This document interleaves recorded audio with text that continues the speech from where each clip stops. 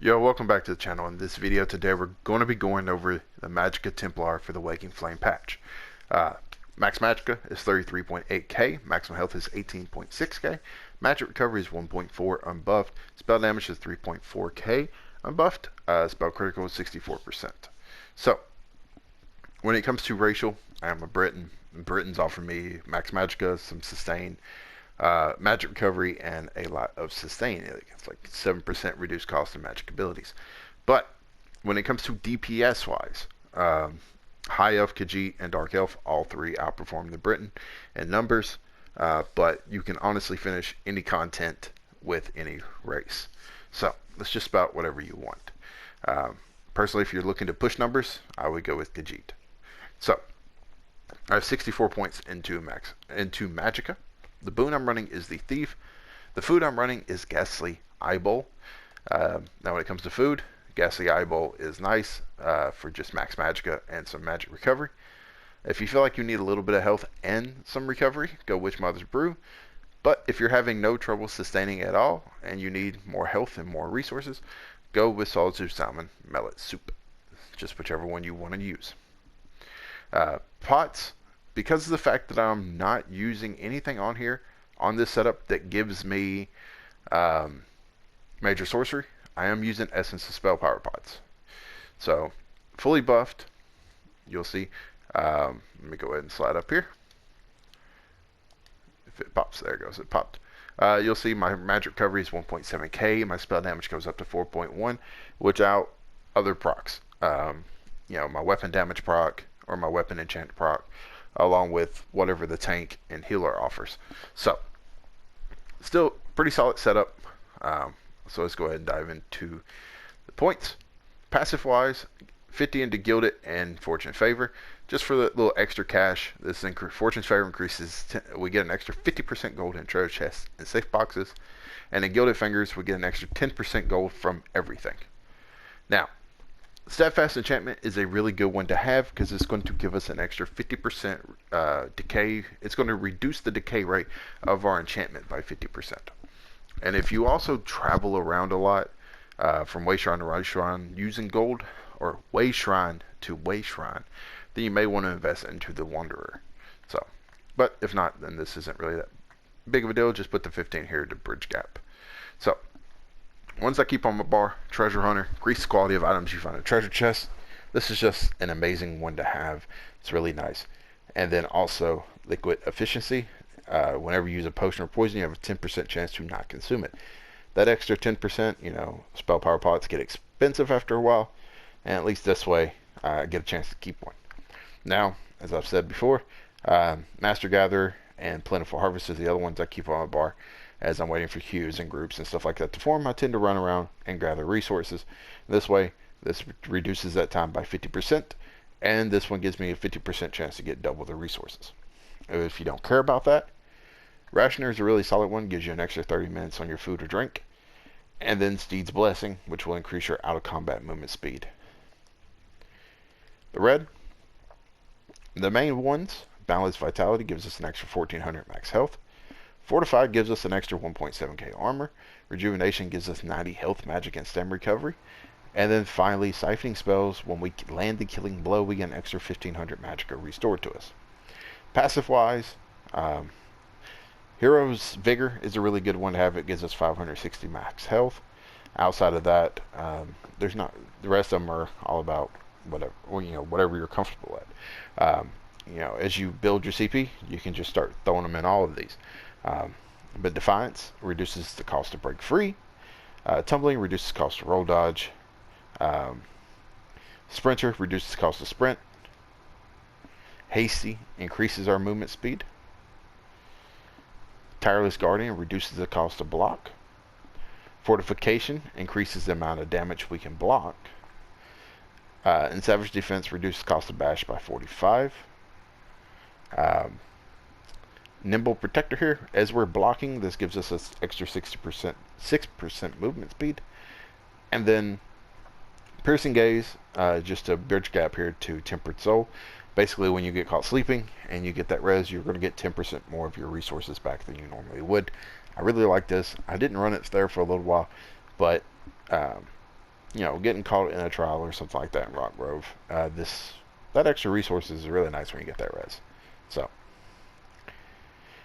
now the blue tree, Eldritch Insight gives us max magicka, Precision gives us critical chance, Piercing gives us offensive penetration, Flawless Ritual gives us magical status, increase your chance to apply magical status effect, War Mage gives us grants 100 weapon and spell damage to magical attacks.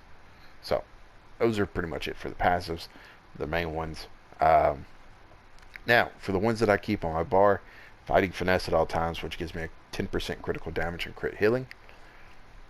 Thaumaurge, when increases your damage done with damage over time effects by 10%. Mastered Arms, increases your damage done with direct damage attack by 10%.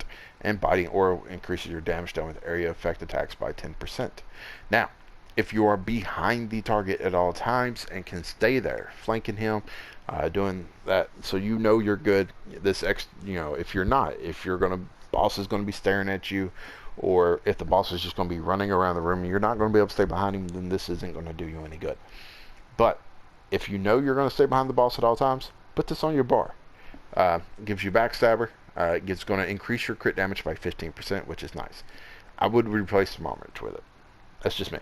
Because Master at Arms and Biting Aura both will buff are spammable, and it also buffs the majority of our abilities, because the majority of our abilities, except for one, I want to say, is area effect. There's only one that's kind of like a single target, but our jabs, wall, our AoE class ability, just most of our abilities are AoE. So I like that. And then the direct damage will also help boost our jabs. So I don't really use Deadly Aim because it's single target attack. Honestly, I'm a little confused. You might be able to tell me in the comments section if Deadly Aim boosts the damage to jabs or not. Because I know it is. It's not necessarily a single target, but it kind of is. I've heard people say it is. I've heard people say it isn't. Just let me know what you've heard. I've heard it counts as an AoE, and I've also heard it counts as a kind of a single target attack as well. It works for both. Like, it gets both buffs. So, but yeah, that's just what I run. Now, gear-wise, as always, Medusa. I love Medusa. It opens up my back bar, a slot on my back bar. So I run this. I run it on all my magic classes. I've said it before. Inferno Staff, Precise, Flame Damage, Enchant. Comes from Arscrania. It gives a spell crit, more spell crit, and then we get Minor Force at all times, increase our critical damage by 10%. I run it on the weapons and jewelry, 1 infused, 2 bloodthirsty, and basically all spell damage, as I've said. This does not have to be golded out. I would recommend your weapon be golded out though. But the jewelry can stay purple. These were just in the vendor a while back, so I picked like 6 sets up. So all my magic characters use it. Monster set, Zons. Best single target set in the game right now. We run 2 mediums, Divines, Max Magicka, Helmet, and Shoulders. And basically this gives a spell crit. And when we damage a nearby enemy with a light or heavy attack, you have a 33% chance to create a beam of fire that will connect you to your enemy. As long as you remain within 8 meters of them, the beam deals 1.3k flame damage every 1 second to your enemy for 6 seconds. Every second this damage increases by 100%. This effect can occur once every 18 seconds and scales off the higher of your weapon or spell damage. Now, that comes from Skullcaller, and it is kind of a pain to go through it. So, if you can't get through Skullcaller or don't want to, maybe you don't have the DLC, Balkan Scoria is a really good set as well. It gives you spell pen, and it's going to cause down a flame. As you deal damage over time effect, you have an 8% chance on a mirror that deals 6k flame damage to the target and 2k flame damage to all other enemies within 5 meters. That's a really nice one as well. And another one that I like out of the two, you can also go with Maw of the Infernal. It gives you max magicka, and you summon a Daedroth. When you deal damage with a light or heavy attack, you have a 33% chance to summon a fire-breathing Daedroth for 15 seconds. Daedroth attacks deal 2.5k flame damage and alternate between Fiery Breath, Fiery Jaws, and Fiery Claw, which alternate once every 2 seconds. Sorry, I kind of got stumbled up there. That's probably one of the easier ones to get. Banish Cells 2. It's not that complicated to get through. It's really not that hard at all. But another one that you can run is Graftar.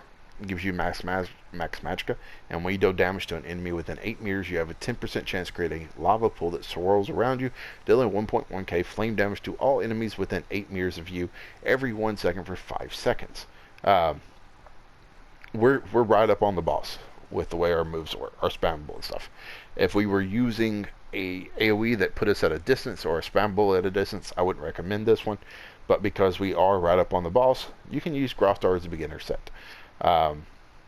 So Graftar, Maw of the Infernal, Valken Scoria are the two I would go with if you do not have DLC, or if you're just having trouble getting into Skullcaller to get Zons. Zons, like I said, is probably the best single target set. I would go for it. Just overall, it works really nice. Now, the second 5-piece set is Ward Maiden. I was kind of on a toss-up whether or not to run this because I'd usually like to keep it affordable for most. But Ward Maiden in itself has kind of went up in price. I checked it out this morning, a little before I made the video, and I did not see a single Divines piece that was less than 20k on PS4 NA. So, and some of them went high. So in the end, I'm running it all on the body, all Divines. You can grab your cheap ones and just reconstruct them if that's what you want to do. But War Maiden is definitely probably one of the better sets to have on a Magicka Templar. It gives us spell crit, max Magicka, spell damage, and it gives us 579 spell damage to your magic damage abilities. And as we go over abilities, you'll see why that is so nice. Alternates to Medusa, you want that crit set, so Mother Sorrow, Mechanical Acuity, both of them 3 sets are really nice to have. Can't go wrong with either one of those. And then honestly, if you're running something like Mechanical Acuity, which is a crafted set, you could craft you a weapon. You're going to craft your weapon, put it on your front bar, and then 3 body pieces. Now, War Maiden jewelry, though, on the other hand, I've seen War Maiden jewelry go for anywhere between 5k all the way up to 20k. So you just look around, you can definitely find some cheaper. It's just the body Divines pieces for some reason why that is going for 20 plus k. It's crazy. There is also, if you want to run Mother Sorrow, run it all on the body or jewelry. I would recommend all on the body because it seems like it's cheaper to get than War Maiden. And just, there is a staff, an Inferno staff that you can get. It's infused, so you will have to trait change it to precise. But if you don't have your Maelstrom staff either, which I guess I should talk about, your back bar Maelstrom staff infused with a weapon damage enchant on it. Basically, your light and heavy attacks deal an additional 1.3k damage to enemies inside your wall of elements. But this comes from normal Maelstrom Arena. If you ain't got it, or you don't feel like farming normal Maelstrom Arena, like I was saying, there's a staff called Dark Staff of the Ward Maiden. It's a flame staff, and you get it from a quest. And basically, it comes infused, so you can put, as you see, like I had one on each bar there for a little while. You can trait change one to precise and do it again, do the quest again, and get it a second time to do the fuse, or just reconstruct it. It's up to you. But this quest, to get that staff, you'll go to Vardenfell, and it's up here. This is it. Tell more. Basically, you'll do the little beginning quest within the city here. It doesn't take long, maybe 5 minutes at the most. And then there will be a little quest about right here after you finish it. And it will send you to basically kind of close down 4 shrines of Daedric, which is kind of, I think there's like 1 in here, 1 down here, and then 1, there are a couple over here. And then when you're done, you just go back and they will give you the Dark Staff of the Ward Maiden. That's it. It does not take that long to do, especially if you have somebody that can port you around. It's even quicker. So, and then you get the staff. So you can use the staff and then the jewelry and Mother Sorrow on the body. And, hey, saved a lot of gold. But if you don't want to use War Maiden either, Scathing Mage, Draugr Grip, Burning Spellweave, these sets are all pretty good sets to run. Or you can just get you some Mother Sorrow and craft you some New Moon Acolyte if you like. That's a good setup as well. And, you know, that setup works as well. So, But I'm telling you, Ward Maiden outperforms almost all of them. Scathing Mage or Burning Spell Weave. Ward Maiden definitely outperforms them on a Magicka Templar. So it's definitely worth getting you a set. Whether it's jewelry, weapons, or body pieces, whatever it is, it's worth getting. So, DPS skills. I guess I'll go over skills. Puncturing Sweep is our main spammable. We're going to launch a relentless assault, striking enemies in front of you 4 times with your spear. The spear deals 3.6k magic damage to the closest enemy and 1.4k magic damage to all other enemies. Each strike reduces the movement speed of the closest enemy by 40% for 1 second, and you heal for 40% of the damage done with this ability. Purifying Light. Summon an expanding beam of pure sunlight to doom an enemy, dealing 4.8k magic damage to them and copying all their damage taken from you for 6 seconds and releasing 50% of it as additional magic damage to them. Maximum copy damage 13.1k. When the effect ends, a pool of sunlight remains attached to the enemy, healing you and nearby allies for 2.1k health every 2 seconds for 6 seconds. Camouflage Hunter here. It's from the Fire Skill passives. I know it is a stamina, but we don't use it. It is really just here for minor berserk after you deal critical damage from enemy's flank, increasing your damage down by 5%. Now, if you don't want to run this and you can handle putting in another dot to your rotation, one thing to run is Degeneration. This is a good dot to have, and this will give you your major sorcery, so you can honestly go to you can start using trash pods. You don't have to use weapon power pods, but you'll have to use this. Dot lasts 11 seconds or 10 seconds, depending on it can actually, I think it may even last like 12 or 14 seconds. Just depends on where your mage's guild is. So you can put this on here over Camouflage Hunter, and you'll absolutely be okay. And honestly, if you have a healer in your group using Combat Prayer, you're going to get minor berserk anyways. So, but this is just here. For me, I kind of like to keep my buffs up myself, because you never know if you're going to get an actual healer or a DPS pretending to be a healer when you go into randoms. So that's just there. Radiant Oppression. Burn an enemy with a ray of holy fire, dealing 10.9k magic damage over 1.8 seconds. Deals up to 500% more damage to enemies below 50% health. This is our main execute. And I understand it says it deals more damage when enemies are below 50% health, but you're really not going to start spamming this until around 20%.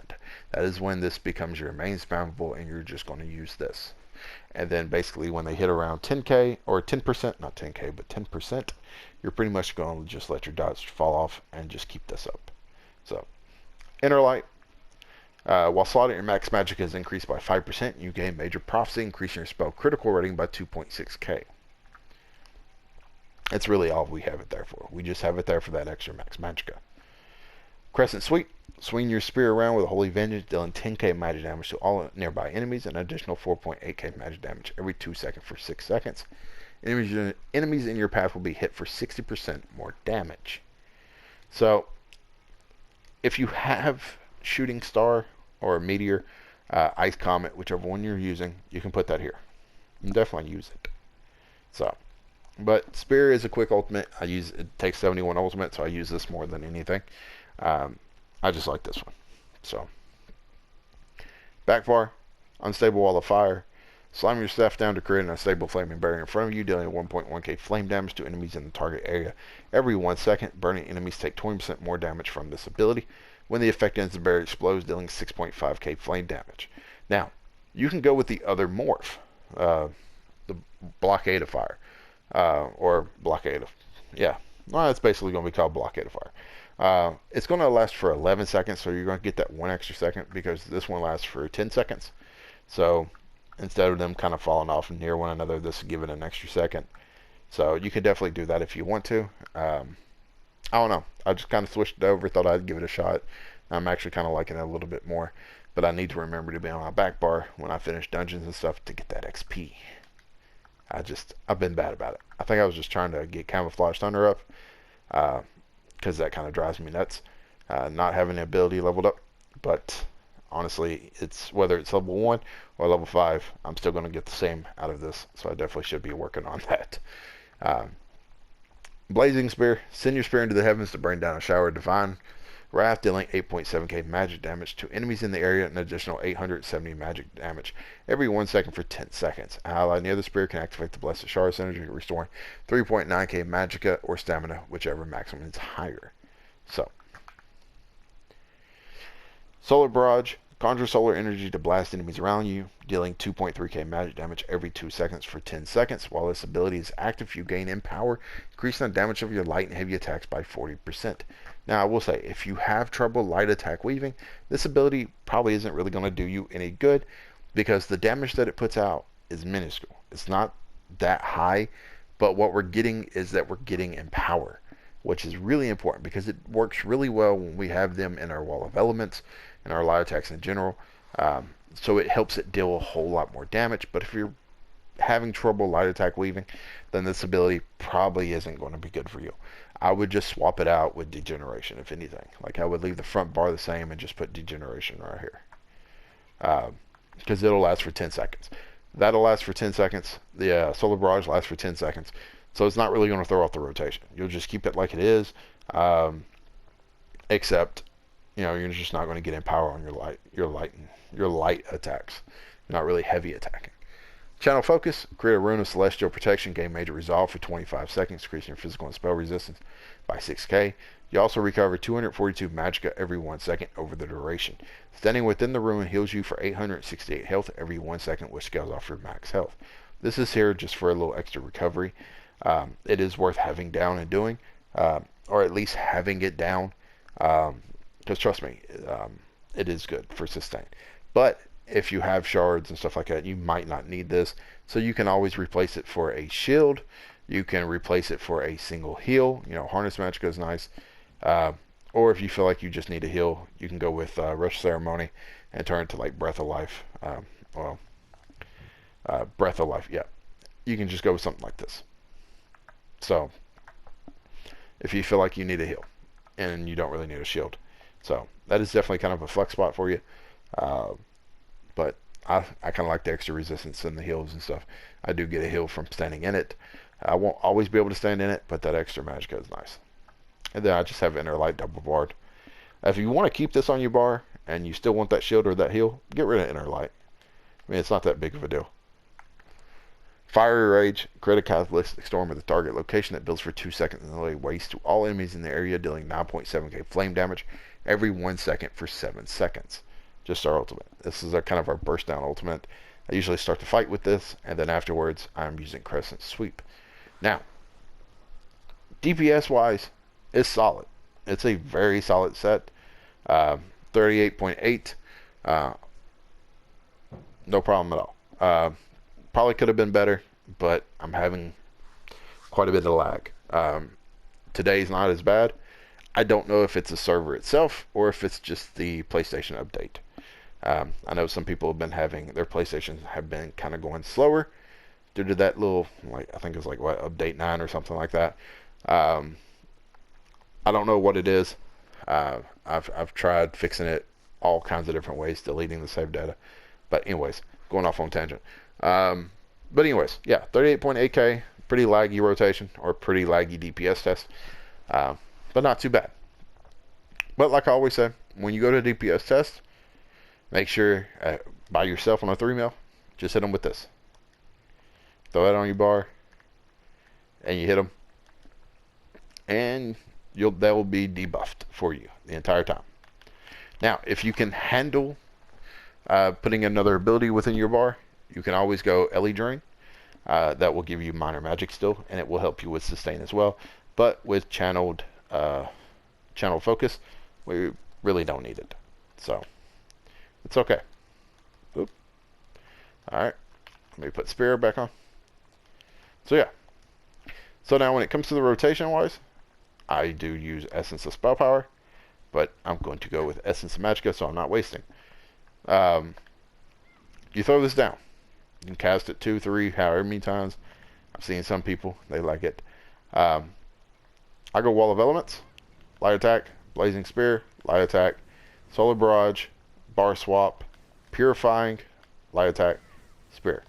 And you can normally get off 2 or 3, and then you're going to rotate and just repeat that process. It is a pretty static rotation. you can either use your sweep here. If you have it, you wouldn't have it at this point. Usually it'd be about the third rotation. But you would have your Destro ult. So you can drop it. You drop it at the beginning after you drop your channel. And like I said, it's just a pretty standard rotation. Very easy. You can throw your channel acceleration if you feel like you need it again. This time just do 2 spears and then repeat the process. Don't forget to hit your pots when you need it and use your ults. Basically, when you use your ult, you're going to, instead of doing 3, you're just going to do 2 spears. And then when you get it down to around 30%, you will start executing. Now, that's pretty much it. So to go plainly, you'll that down, keep it pretty good. Wall, light attack.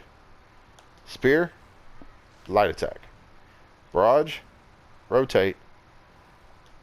Purifying light, light attack. Spear, light attack. Spear, light attack. Spear.